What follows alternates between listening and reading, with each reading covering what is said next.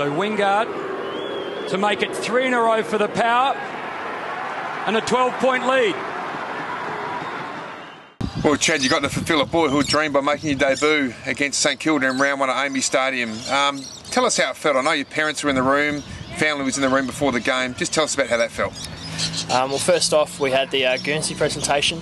That was a very special moment for me as one of the legends of the game, here of the club, Gavin Wingard, represented my Guernsey, the number 20 Guernsey, to me with about an hour or so before the game. So couldn't ask for anything more to get represented the poor Adelaide Guernsey from one of the legends. And your family was there as well? Yeah, they were there. They were there in that Guernsey presentation, and got to see them again probably about an hour before the game, so it gave me a little bit more motivation as well as putting on the Guernsey as well. So, with Wingard, you mentioned he's one of the greats of the club. Did you expect him to be presenting your Guernsey? And another question: did you follow him growing up when you were playing as a junior? I suppose I had no idea what was going on. I only found out there was a Guernsey presentation that day.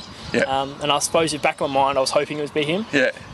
And yes, I did follow him a little bit especially when he was at Essendon and just his last few years at the club as well. So yeah, that was the main time when I used to watch his game highlights. Not too far away. And what did he say to you when he presented the Guernsey? Can you remember? It was very loud in the rooms. Heard closely what he said. He said he's been watching me for the last couple NAB Cup games, and just said good luck for the day as well. So it was very loud at the time, so that's what I got away from it. And then you pulled that Guernsey on for the first time. How'd you feel?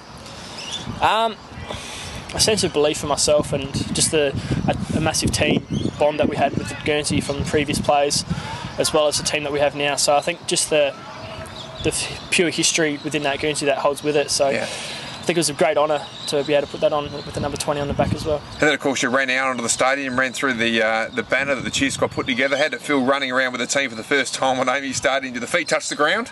Yeah, the banner, I've never run through a banner before, so that was something new. That was awesome. But again, we had the captains and leadership group there to help me make sure it's just a game of football that I needed to keep on my game. So it was a daunting experience, but again, it was the best thing I've ever done as well.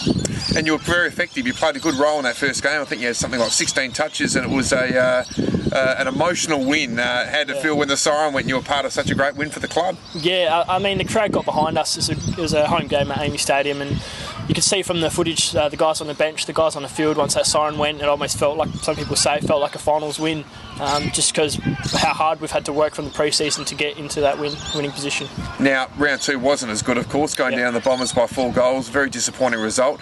How did it contrast afterwards? Obviously, the highs of the previous week compared to the lows of round 2. I suppose it's not good when you're on the road. It's pretty hard again when it's Essendon that Eddie had. So I thought we played really well. It was a pretty close game until the last quarter. So again, I had an injury in the second quarter, and I suppose I had my feet touch the ground again when I realised that it's not all good. Sometimes you do win, sometimes you have a good game, and sometimes, unfortunately, you do get injured. So. Footy's a great leveller, isn't it? It's a long time in football, 1 week, that is for sure. Tell us about the injury, a bit of friendly fire from Dom Cassisi. I understand his shoulder ran into your eye and then you came off a little bit dazed. How concerned were you at the time, and were you in much pain? The pain I didn't notice. I still haven't noticed it since. It's more the fear. I was actually in a bit of fear because I couldn't see out of that eye for about 30 seconds to a minute. As soon as I got hit, my eye was wide open, and not being able to see is a very daunting experience. Just the thought that it's my second game in AFL, and I thought it could have been my last, or I had to play with one eye. But all those thoughts were going through my mind in about the space of 2 minutes, and a lot was going through my mind. I was just lucky that it settled down, and I got to calm myself down throughout the game. Well, you're renowned for your courage. You're going to continue playing that way? Until the coaches or I'm being a disaster to the other players, I think I'll keep playing the way I am. Now, you're going to be fit for round 3? I saw the specialist today, and there's no problems structurally with it. No scratch on the eye. All it was just a